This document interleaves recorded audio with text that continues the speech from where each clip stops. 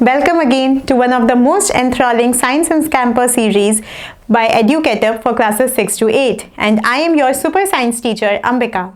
At Educator, we always ensure to empower all our students as how to think and not what to think. So if you want to experience the same, ensure to subscribe the Educator YouTube channel. The subscription button is given below, guys. If you like our video, don't forget to press the like button and ensure to hit the bell icon so that you can get all the latest updates from Educator. Now let's start today's session, and the topic for the day is sorting materials into groups. In this module, we are going to cover what is classification, materials we come across, properties of materials. Under properties of materials, we will have appearance, hardness, solubility in water, density and transparency. Now let's move ahead. As you can see on the screen, there are two groups. And in group A, you have the picture of a dog, then a honeybee, a plant and a bird.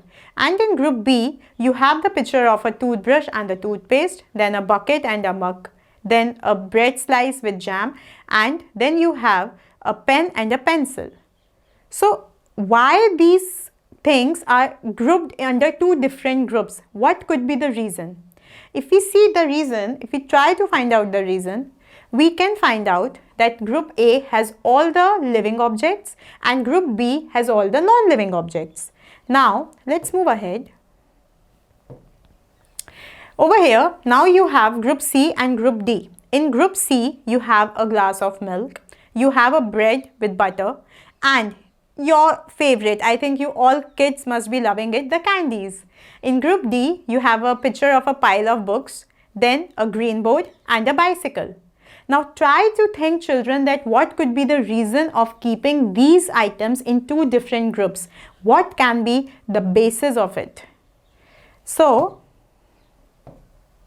if we see, group C has all the edible items and group D has all the non-edible items. So children, what exactly we are doing? Exactly we are actually sorting and grouping objects on the basis of their similar properties. For example, in group A and B, we taken the property of living objects and non-living objects. So all the objects which were living were under one group and all the objects which were non-living were under another group. In case of group C and D, we have taken the property of edible items and non-edible items. The items which are eatables, which are considered as eatables, were in group C, and the items which are non-eatables were considered under group D. So what exactly we are reaching on? We are reaching on towards the concept of classification. So the process of sorting and grouping objects on the basis of their similar property or features is known as classification. That means first you segregate or separate the objects and you group them on the basis of any common feature or characteristic. That is called classification. Now, for example, in your house, in your schools also, you must be divided into different houses and you must have a different colored house t-shirt. Maybe your houses are named on like famous personalities, maybe Radhakrishnan, Tagore, Teresa, Vivekanand, or maybe your houses in the schools are named as red, yellow, green, blue, or maybe like ruby, sapphire, pearl, like that. So basically your school has done what? First they have sorted you, separated you into different houses, and then they have grouped the houses. So that is a sort of classification. Now let's move ahead. Materials we come across. So we come across the materials. There are two types. One is natural materials and the other is man-made materials. So if we talk about the natural materials, so natural materials are those materials which we generally get from plants and animals. So all those things which we are getting from plants and animals, like paper, then your rubber, wool, these are some cotton, flax, we are getting them from either plants or animals. Silk. So these are natural materials. If we talk about man-made materials, so the materials which are processed by human beings in factories with the help of chemicals are man-made materials, like plastic, steel, iron, iron rods, the processed one. So these things are something which are made by humans and known as man-made materials, the objects made from them. Now, like for example, right now, this pen has a plastic covering. So this pen will come under which category? Man-made material or natural material? Obviously man-made material. If I talk about the t-shirt I am wearing, it will also come under man-made material because it is not a natural fiber. It is an artificial fiber. It is made up of acrylic, which is made in factories. So again it will come under man-made materials. Now let's move ahead. Now we are going to study the properties of materials, and under this we have the first property, which is appearance. Now appearance means how an object looks, how the surface of an object looks. For this to understand, see, a surface can be shiny or dull. In chemistry, if the surface has a shine, if it is shiny, that shine is known as luster.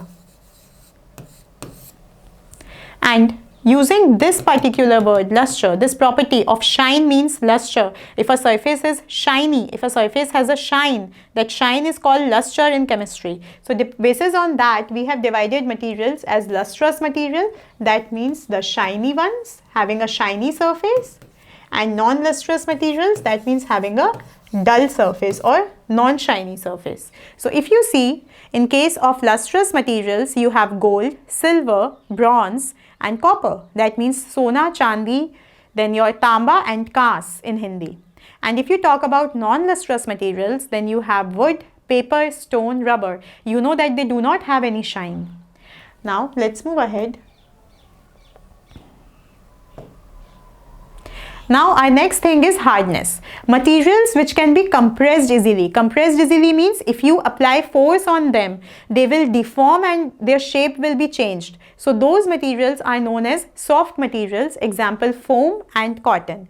And if we talk about the materials on which you apply force but they can't be compressed, or we find it difficult to compress them, then those materials are known as hard materials. Example stone and steel. If you take a stone in your hand and you apply force on it, will its shape be changed? Not at all, because it is a hard substance.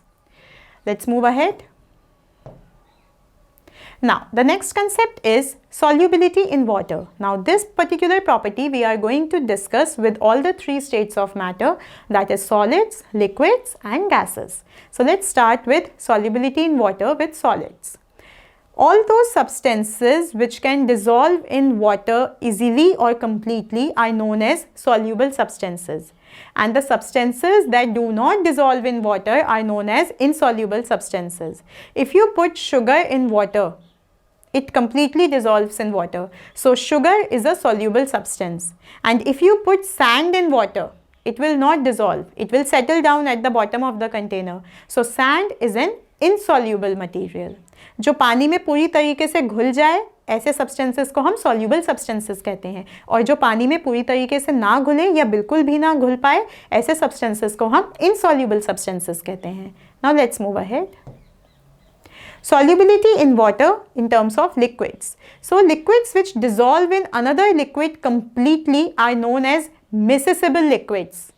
For example, if you have taken carbonated water, that means soda, plus your orange juice, and you mix them, you will not be able to tell in the glass that where is carbonated water or soda water and where is orange juice, because they will be mixed completely. So this is an example of miscible liquids. On the other hand, if you see that you have taken oil and water and you mix them, so what will happen? Oil will form a separate layer on the brim of the water, on the surface of the water, and oil and water can be seen separately.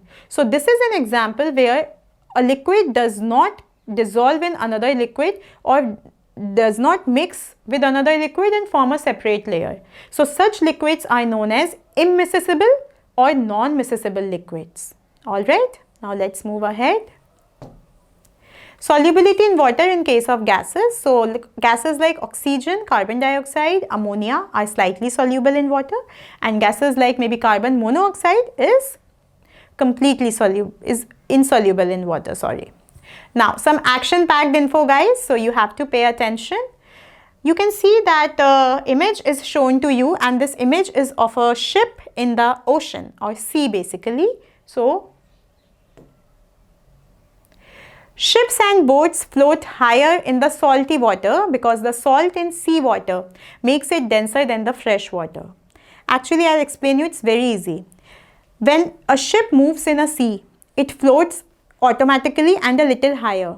Why? Because when a ship moves, so the water which is present inside the ship has to be displaced so that it gets an upward thrust. Now in case of sea water, because it contains more amount of salt and it is heavier or denser than the normal fresh water, the displacement of water is very less, plus automatically the ship gets the upthrust without the water getting displaced.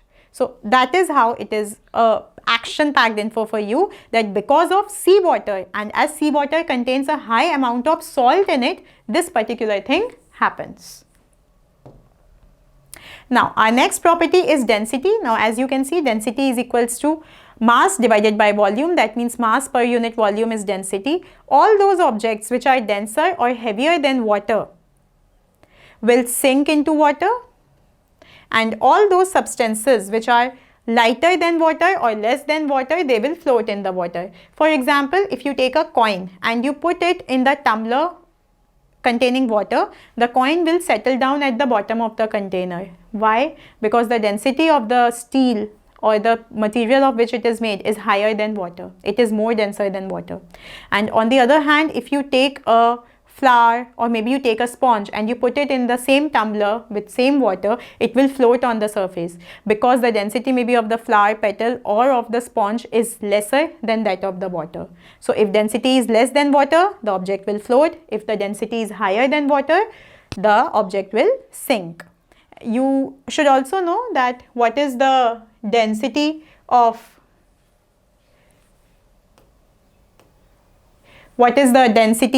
your water. So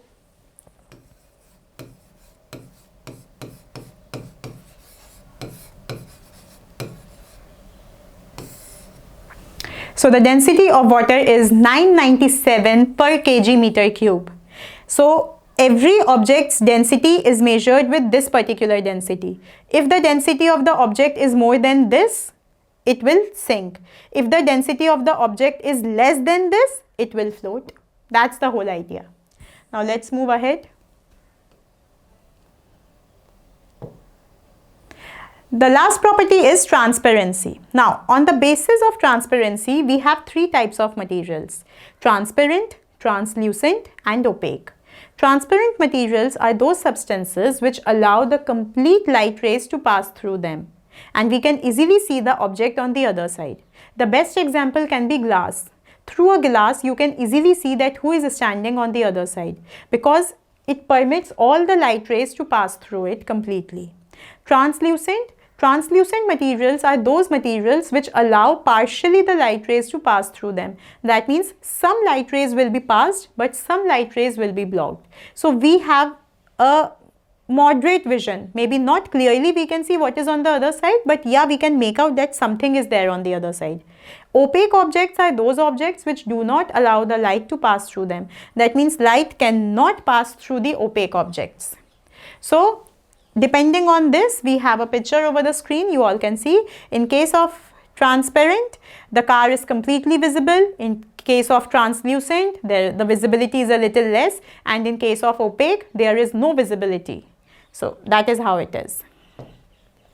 Alright children, with this we have come to the end of this amazing session, and I hope you all have subscribed and liked our video. If you have any doubts and queries, you can put your doubts, questions and queries in the comment section, and your super science teacher Ambika will definitely revert it. Now it's time for me to sign out. Until we meet next, take care of yourself, be happy and keep enriching yourself with EduCatUp. Bye bye guys.